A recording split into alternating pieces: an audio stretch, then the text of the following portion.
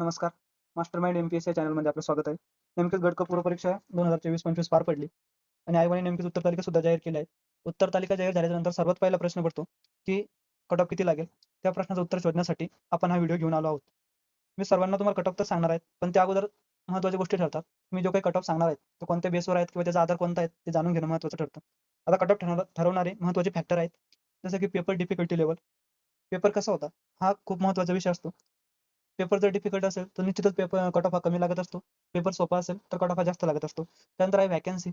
सरळ किंवा साधा जर विचार केला तर व्हॅकन्सी हा कमी असल्यास कट ऑफ जास्त लागतात. व्हॅकन्सी जास्त असेल तर कट ऑफ कमी लागतो. नंतर आहे ॲप्लिकेशन नंबर. हे सगळंच आपण विचार करणार आहोत. तर आपण बघूया डिफिकल्टी लेव्हल. मित्रांनो, डिफिकल्टी लेव्हलचा जर विचार करायचा झाला तर ग्रुप बीच्या पेपरपेक्षा ग्रुप सीचा पेपर हा अवघड होता. ग्रुप बीचा पेपर जर आपण बघितला तर ग्रुप बीच्या पेपरमध्ये वन लाईनर स्वरूपाचे बऱ्याच प्रमाणामध्ये प्रश्न दिसतात. मात्र त्या तुलनेत ग्रुप सीच्या पेपरमध्ये मल्टी लाईनर स्वरूपाचे प्रश्न दिसतात. त्यामुळं असं झालं, की जे मॅथ आणि रिझनिंगचा पोर्शन आहे किंवा मॅथ आणि रिझनिंगचा जो पार्ट आहे, त्याकडे जाण्यासाठी मुलांना वेळच मिळाला नाही.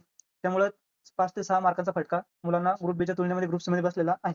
पेपर डिफिकल्टी लेव्हल हा ग्रुप बी पेक्षा जास्त होता. सोबतच पेपर हा खूप जास्त लेंदी असल्यामुळं त्याचा फटका निश्चितच कट ऑफ खाली येण्यासाठी होऊ शकतो. त्यानंतर ॲप्लिकेशन नंबर. ॲप्लिकेशन नंबरचा जर विचार झाला तर गट ब पूर्व परीक्षेला जर विचार केला तर 2,80,000 अर्ज झाले होते आणि गट क पूर्व परीक्षेला 2,12,000 अर्ज झाले होते. अर्जाचा जर डिफरन्स बघितला जवळ-जवळ 70,000 अर्ज कमी आलेले आहेत. आता हे तेच मुलं आहेत जे ऑलरेडी पोस्ट होल्डर आहेत. ग्रुप बी मध्ये अशा काही जागा आहेत जसं की एस-आरच्या जागा असेल. आता एस-आरच्या जागा त्याच्यामध्ये ॲड होणार होत्या. त्यामुळे बऱ्याच मुलांनी ग्रुप बी दिली आणि त्यामुळे कट ऑफ सुद्धा वाढलेला दिसतो.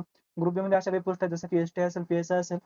मुलांचं त्या संबंधी अट्रॅक्शन असतं किंवा मुलं त्या पोस्ट क्लास 2च्या पोस्ट असल्यामुळे ते पेपर देत असतात.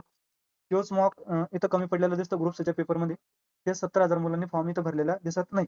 त्यामुळे हे सुद्धा खूप मोठा फॅक्टर ठरणार आहेत ग्रुप सीचा कट ऑफ कमी येण्यासाठी.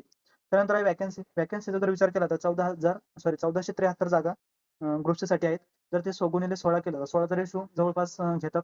2023चा जर विचार करायचा झाला तर 12चा रेशो घेण्यात आला होता क्लर्कसाठी. मात्र त्यावेळेस असं झालं होतं, की खूप जास्त मुलं घ्यायची होती आणि खूप जास्त मुलं घ्यायची असल्यामुळं रेशो त्यांनी कमी घेतला होता. हा रेशो 16चा किंवा 15चा रेशो घेण्यात येईल. जर त्यांनी 16चा रेशो घेतला जवळ-जवळ 23,500 मुलं यामध्ये ग्रुप सी मधून मेन्ससाठी पात्र होतील आणि अजून सुद्धा त्यामध्ये 320 जागा वाढण्याची शक्यता आहे. जर 320 जागा वाढल्या तर जवळपास 28,000 मुलं मेन्ससाठी पात्र ठरतील. जेवढ्या जास्त जागा असेल तेवढा कमी कट ऑफ लागण्याची शक्यता नाकारता येत नाही.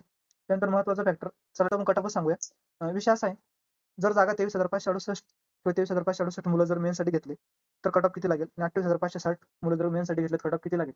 नेट तर 23,568 साठी कट ऑफ हा जास्त लागेल, जो की 53 ओपन जनरलसाठी लागेल. फिमेलसाठी हा 47 लागेल आणि जर 28,000 जर जागा असेल तर कट ऑफ हा कमी झालेला दिसेल. मित्रांनो, तुम्ही एकदा सगळे कट ऑफ बघून घ्या. मी सगळे कट ऑफ रिव्हील करतो. ओके सर, तुम्ही स्क्रीनशॉट सुद्धा काढू शकता. So thank you. Best of